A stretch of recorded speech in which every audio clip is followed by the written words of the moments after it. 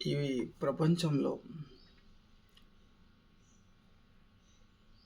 డబ్బు సంపాదించుకోవడం, ఆస్తులు సంపాదించుకోవడం, మనుషుల్ని సంపాదించుకోవడం, నచ్చినట్టు బతకడం, స్నేహితులను సంపాదించుకోవడం, బంధాన్ని కాపాడుకోవడం, ఇలా మంచి ప్లస్ చెడు రెండు అన్నీ ఇక్కడే ఉన్నాయి, మనతోటే ఉన్నాయి. ఒక్కోసారి మనం మంచి ఉన్నా ఎదుటి పాయింట్ ఆఫ్ నుంచి నెగిటివ్ వచ్చి చెడు కావచ్చు. మన ముందు మంచి ఉన్నా మన పాయింట్ ఆఫ్ వ్యూలో నెగిటివ్ వచ్చి అది చెడు కావచ్చు. ఏదైనా ఇక్కడ జరగచ్చు. కానీ హోల్ లైఫ్లో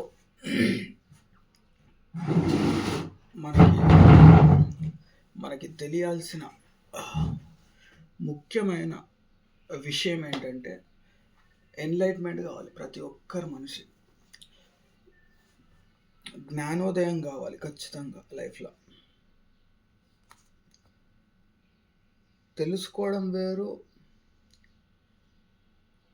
తెలుసుకున్న విషయాన్ని మళ్ళీ అలాంటి సిచ్యువేషన్ వచ్చినప్పుడు గ్రహించగలిగే ఒకనొక ఆలోచన జ్ఞానోదయం అంటారు దాన్ని. మనిషికి చాలా అవసరం. అంటే మనిషి ఏ వయసులో ఇలా ఆలోచిస్తాడో తెలియదు, కానీ ఒక్కసారి ప్రపంచం ఏంటి, మనిషి అంటే ఏంటి, మనిషి లోతు అంటే ఏంటి, ఒక్కసారి రియాలిటీకి వచ్చిన తర్వాత ఇక్కడ ఏది కూడా నిన్ను డిస్టర్బ్ చేసే అవకాశమే ఉండదు. అది ఎలా అంటే ప్రతి మనిషి కొన్ని సందర్భాల్లో స్పీడ్గా రియాక్ట్ అవుతాడు. తర్వాత దాని గురించి రియలైజ్ అయ్యి మళ్ళీ నార్మల్గా వచ్చేస్తాడు.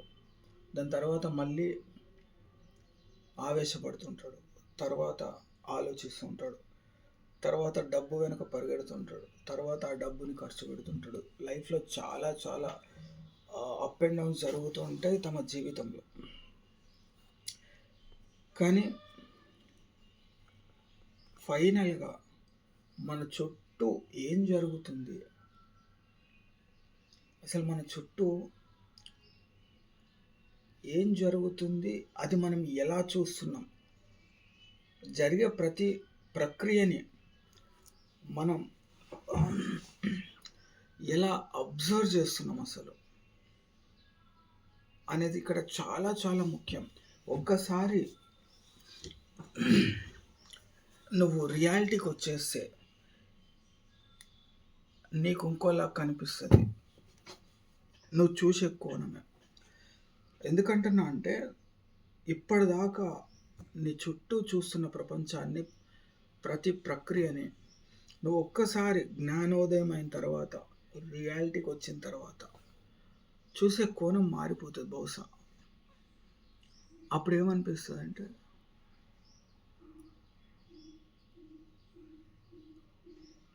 ప్రతి మనిషి జస్ట్ మనలాగే జీవించే ఒక మనిషిని తెలుసుకుంటూ ప్రతి పరికరాలు మనిషి ఉపయోగించుకోవడానికి మాత్రమే అని ఆలోచిస్తాడు. అంటే చూపించుకునే కోణం పోతుంది, ఉపయోగించుకోవడానికి మాత్రమే అనే ఒక రియాలిటీకి వచ్చేస్తాం. అప్పుడు విమర్శలు మనకి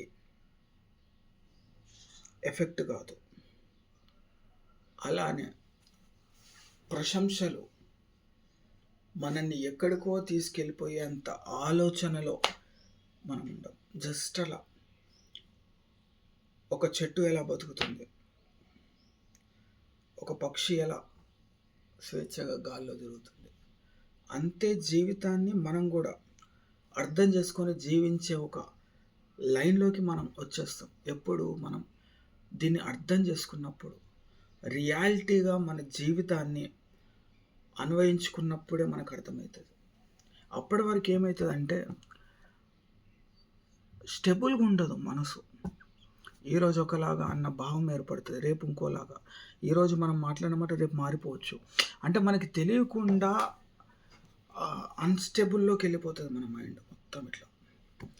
సో, ఎప్పుడు నీ ఆలోచన విధానం, నీ జీవితం సారాంశం కావచ్చు, నువ్వు వేసే ప్రతి అడుగు కావచ్చు, తీసుకునే నిర్ణయాలు కావచ్చు, వెళ్ళే మార్గం కావచ్చు, ఇవన్నీ కూడా ఎప్పుడు ఒకేలాగా నీకు ఆ కోణంలో నుంచి కనిపియాలంటే, నువ్వు కనిపించే ప్రతి విషయాన్ని, మనకి కళ్ళ ముందు ఈ ప్రపంచంలో జరిగే ప్రతి ప్రక్రియని క్షుణ్ణంగా వాస్తవం తెలుసుకొని రియాలిటీకి వచ్చేయగలిగితే నువ్వు కూడా ఏదో అలా ప్రశాంతంగా జీవించి వెళ్ళిపోతావు అంతే. రంగు రంగుల జీవితం ఉండదు, ఆర్భాటాలు ఉండదు, ఆరాటాలు ఉండదు, ఎవరి కోసమో పరిగెత్తడాలు ఉండదు. ఒక విషయం తెలియగానే 10 మందికి ఫాస్ట్గా చెప్పేయాలి అనే ఒక ఆతృత ఉండదు. జస్ట్ అలా నీ జీవితం మీద నీకు ఆలోచన ఉంటుంది. నీ జీవితాన్ని ఎలా తీసుకెళ్ళాలి అనే ఒక చిన్న ప్రాసెస్లో లైఫ్లో నువ్వు జీవించాల్సి వస్తుంది. ఆ టైంలో, ఆ స్థితిలో నువ్వు ఉన్నప్పుడు బీభత్సమైన డబ్బును చూసినా నీకు అహంకారం రాదు. నిన్ను చాలామంది విమర్శించిన కోపం రాదు. నిన్ను చాలామంది పొగిడిన పొంగిపోయే పద్ధతిలో నువ్వు ఉండవు. ఎందుకంటే మనకిక్కడ కనిపించే ప్రతిదీ కూడా ప్రస్తుతం అనే ఒక వాస్తవంలో మనం జీవించినట్లయితే మన ఆలోచనలు కూడా, మన చుట్టూ ఉన్న మనుషులు కూడా మనం వాడుతున్న వస్తువులు కూడా ప్రస్తుతమైన ఆ భావంతో మనం చూడడం మొదలు పెడతాం. దానివల్ల జీవితకాలం మన మనసు గాయపడకుండా బతుకుతుంది, మన మైండ్ పాడవకుండా బతుకుతుంది. ఇది చాలామంది క్విక్గా, అంటే ఫాస్ట్గా అర్థం చేసుకోవడం చాలా కష్టమై ఉండొచ్చు.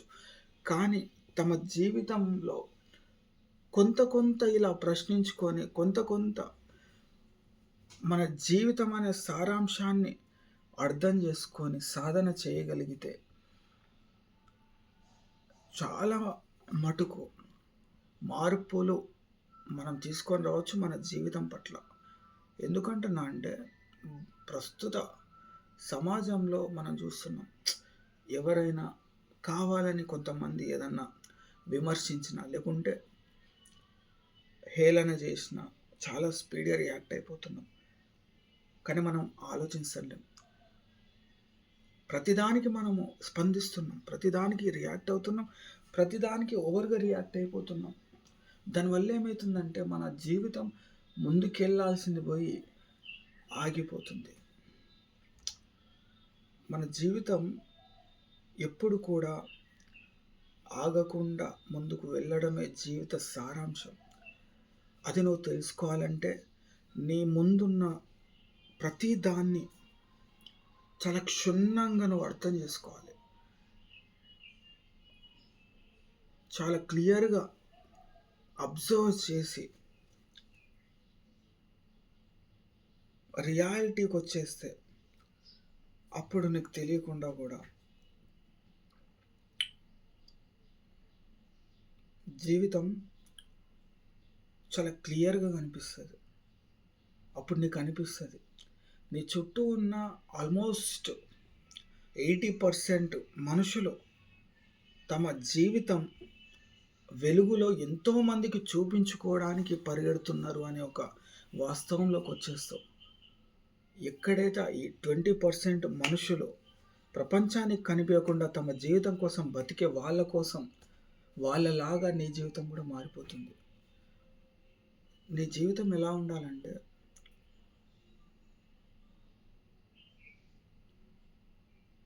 ప్రశాంతంగా సాగిపోయేలా ఉండాలి. ఫర్ ఎగ్జాంపుల్ మనం చూస్తుంటాం, కొన్ని చెరువులు కావచ్చు, సముద్రాలు కావచ్చు, అక్కడికి వెళ్ళినప్పుడు నేను బాగా అబ్జర్వ్ చేసిన కోణం అక్కడ వెళ్ళినప్పుడు ప్రతి అలల్ని నేను చాలా క్షుణ్ణంగా చూసినప్పుడు అవి వెళ్ళిపోతూనే ఉంటారు. కానీ మనిషి అనేవాడు ఏం చేస్తాడంటే దాన్ని డిస్టర్బ్ చేయడానికి ఒక రాయిని విసిరేస్తాడు. అప్పుడు ఏమవుతుందంటే అది జస్ట్ కొంచెం డిస్టర్బ్ అవుతుంది. ఆ రాయి పడంగానే అది డిస్టర్బ్ అయిన కాస్త సమయం తర్వాత మళ్ళీ బ్యాక్ టు దాని పని తాను చేసుకుంటుంది. మనిషి కూడా జీవిత సారాంశంలో తెలుసుకోవాల్సింది ఏంటంటే, జీవితం అనేది వెళ్ళిపోతుంది, మధ్యలో ఏది జరిగినా అది ప్రస్తుతమే అని తెలుసుకోగలిగితే అద్భుత అలలులాగానే నీ జీవితం కూడా ప్రశాంతంగా సాగిపోతుందని తెలుసుకో. అనవసరంగా ఇక్కడ ఆరాటపడడానికి ఏం లేదు. ఉన్నదల్లా ప్రస్తుతమే, ఏది శాశ్వతం కాదు. ఇక్కడ చాలామంది అనవసరంగా ఊహించుకుంటారు, అనవసరంగా మాట్లాడుతారు, అవసరం లేని విషయాల గురించి చర్చిస్తుంటారు.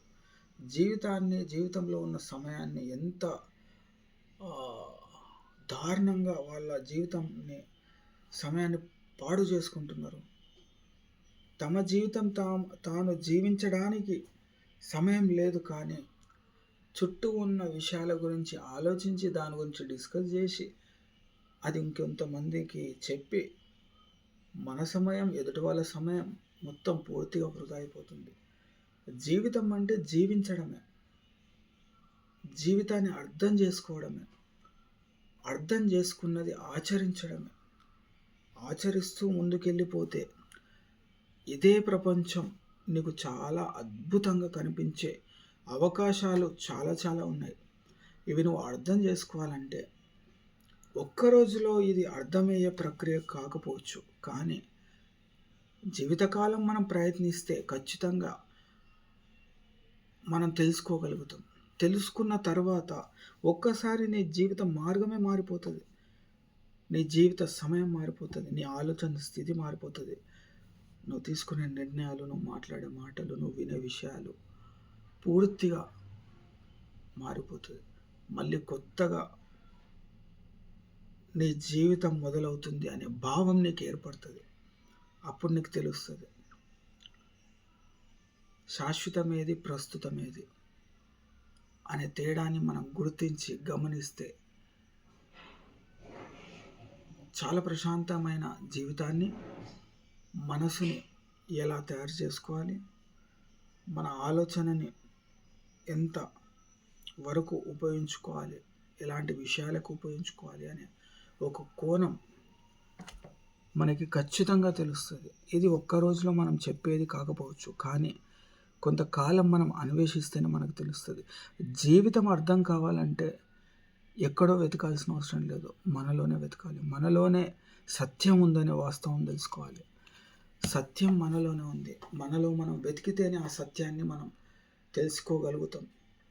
ఆ సత్యం ఎప్పుడైతే నీలో ఉందని నువ్వు తెలుసుకొని ఆ సత్యం కోసం అన్వేషించి ఆ సత్యాన్ని నువ్వు తెలుసుకొని బతికినప్పుడే జీవితం ఎంత అద్భుతమో తెలుస్తుంది. ఆ జీవితాన్ని ఎలా జీవించాలో నీకు అర్థమవుతుంది. దాని తర్వాత చాలా మార్పులు వస్తాయి నీలో. దేనికి రియాక్ట్ కావాలి, దేనికి రియాక్ట్ కావద్దు, ఏం మాట్లాడాలి, ఇక్కడ చుట్టూ ఎలాంటి వాళ్ళు ఉన్నారు, అందులో ఎవరితోనూ సాంగత్యాన్ని ఏర్పరచుకోవాలి, నీ సమయం ఎక్కడ వృధా అవుతుంది, ఇవన్నీ కూడా నీలో ఉన్న సత్యాన్ని వెతికితే బయట ఉన్న ప్రతి విషయాలు నీకు తెలుస్తుందనే వాస్తవం తెలుసుకోవడానికి ప్రయత్నించు. ఇలా నువ్వు సాధన చేసుకోగలిగితే ఖచ్చితంగా నీ జీవితంలో మార్పులు చాలా నువ్వే చూస్తావని నేను మరీ చెప్తున్నా.